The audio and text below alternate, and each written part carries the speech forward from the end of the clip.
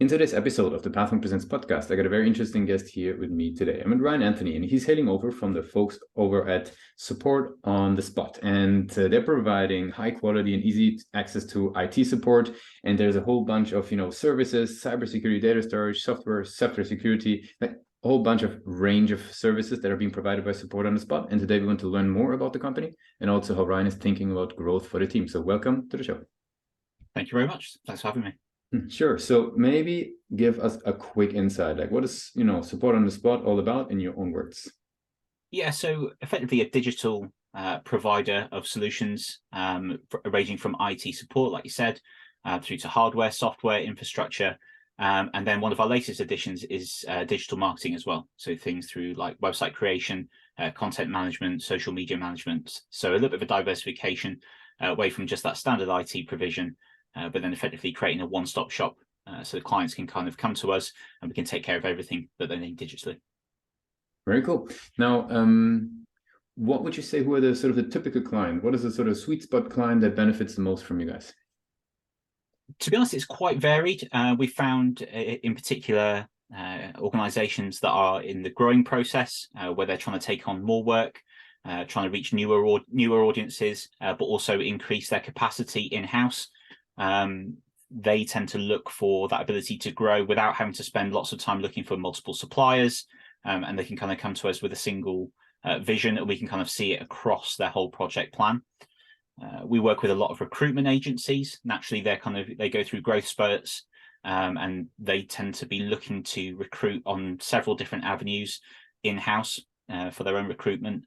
But also then obviously for their clients, and then they're looking for jobs for candidates as well. So they have a nice broad range of different things they're looking to accomplish. And of course, their IT systems have to be really solid in looking after personal data and things like that. So we can provide a really good provision. But we've also taken on e-commerce clients recently, retail, B2B and B2C clients for that.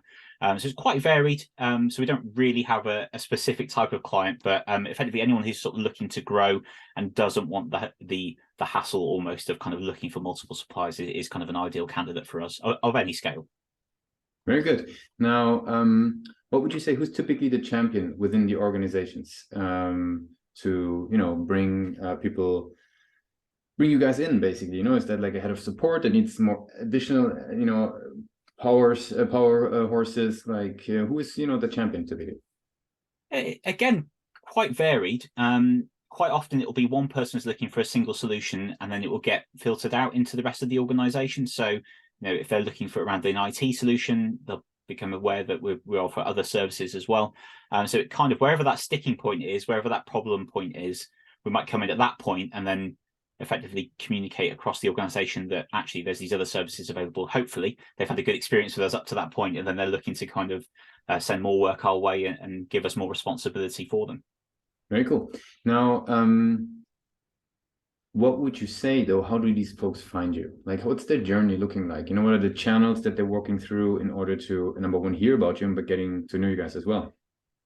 I think word of mouth is obviously still very powerful. Very little is stronger than a recommendation from someone that you trust. So we do get a lot of work through those channels, which is good because it shows obviously we're doing a good service for our existing clients. And they feel strongly enough to recommend us, so that's good. We also do a little bit of outbound stuff ourselves, kind of reaching out to organizations. Perhaps we spot that there's something they're not doing quite as well as they could be, or we're looking for opportunities to kind of say, hey, we've been working in your industry and we've been upgrading a competitor or someone similar, to kind of say, can we maybe give you an option, give you some support, give you some opportunities to kind of grow or change things. And we do get inbound as well through our website occasionally. That's something we're looking at increasing ourselves. We'll be giving a lot of attention to our clients, and actually we need to kind of turn our vision inside a little bit and kind of say, actually, are we practicing what we preach and kind of doing the stuff internally as well? Because that's easily neglected when you're concentrating obviously on clients' work. So that's something we're looking to improve going forward as well. Awesome, very cool. Now, what's your thoughts on the website though? Like, how do you think about the page, when it comes to growth? What's your perspective on it? What's the role now for it versus where do you see it going? Yeah, so currently we've kind of been advertising our services and kind of going down that route. And we kind of felt recently that's not really a fair reflection of what we offer as a complete service. It's kind of giving an overview. Whereas because we were able to offer those multi-channels of the IT and right through to digital marketing, it gives us the opportunity to kind of support a business through that growth period. So we want to kind of focus a little bit more on that and kind of explaining and emphasizing how we can come in and effectively help their business to grow and to increasingly perform maybe at a higher level. And again, reducing down the time required for them to find multiple suppliers and kind of go, actually, we can kind of get everything we need in one place here. So we're looking to shift our messaging a little bit more to that kind of working with businesses kind of approach, and maybe a little bit of like an arm around the shoulder kind of thing of sort of saying, you know, we can kind of work with you. If we don't offer the exact solution that you need at the moment, that's something we can kind of look to implement and work with you to kind of get to that point. So we're just moving over into a slightly more business focused approach to that IT thing, because not to be too thing about it, but IT in itself is kind of quite boring. Yes. You know, but it's something everybody needs, but it's not the most interesting thing to kind of get excited about. So maybe we're going to try a slightly different approach with that and looking to give it that business focus and really answer the problems and solutions and look for the solutions that businesses might need. That makes a whole lot of sense. Now, is there anything that you've learned actually over the years, you know, when it comes to driving sort of conversions or, you know, sales requests from the websites, any tools, methods, approaches that you could share with others? I think response time is important. Even if you don't have an answer to a particular inquiry straight away, obviously looking for that point of contact straight away to kind of inform, you know, whoever's inquiring that you're researching or that you're reaching out. One thing I feel as well that I've learned is to kind of say no, which I know sounds a bit counterintuitive maybe, but if it's something that's kind of out of the remit or is risky for either party, I think is to kind of be a little bit more confident in kind of saying no. That's from a personal point of view, to kind of do that, which has been interesting. But not to say no as a barrier, to say no, but, and kind of offer them the alternative, which I think is a nice way to kind of go with stuff, especially when people kind of get stuck in their ways a little bit along the IT side in particular. They're kind of happy if it's working or they're kind of happy with what they do, but actually there might be opportunities for them to improve their efficiency and look for different solutions. So I think when we take that client in from that website, we'll walk them through the path and give them an idea of where that journey needs to go.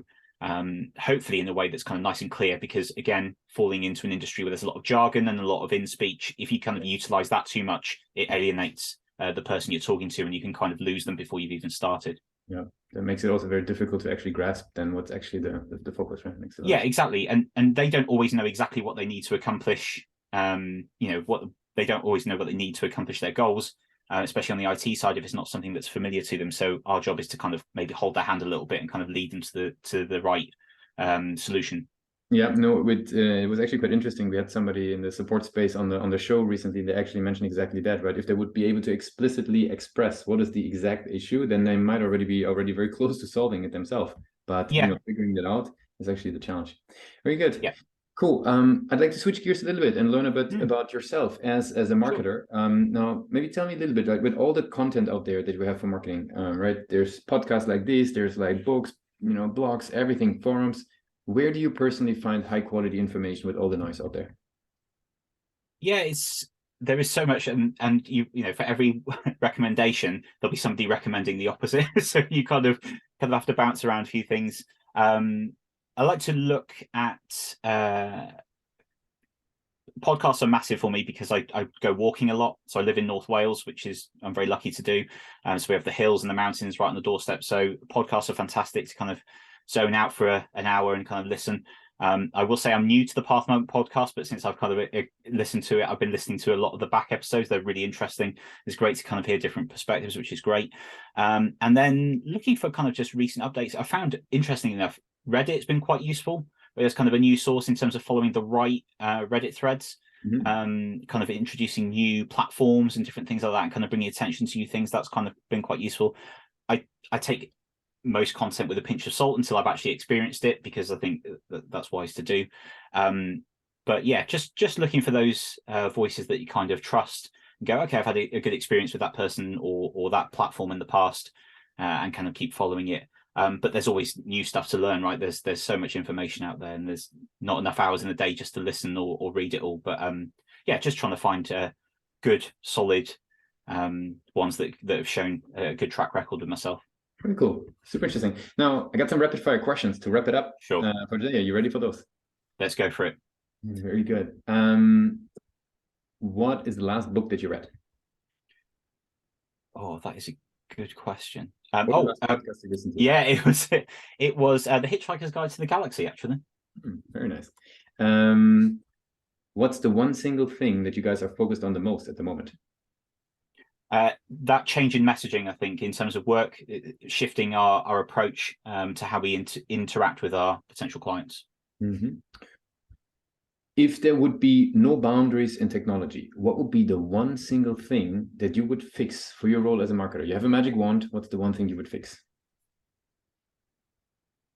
I think giving people an understanding of what the limitations of certain platforms and how they should utilize certain platforms properly would help in terms of gearing them towards requesting and working with us to create content that's really engaging.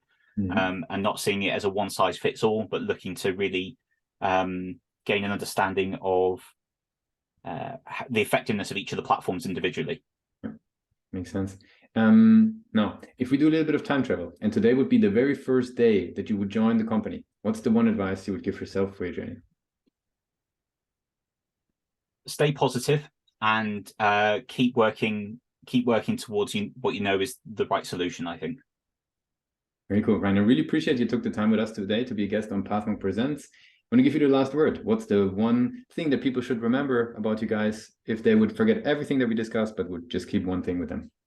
Yeah, if they're looking for an easy to access one-stop shop for their digital solutions, then come and have a conversation. We can see if we can work with them. Thanks a lot for being a guest on Pathmark Presents. Thank you for having me.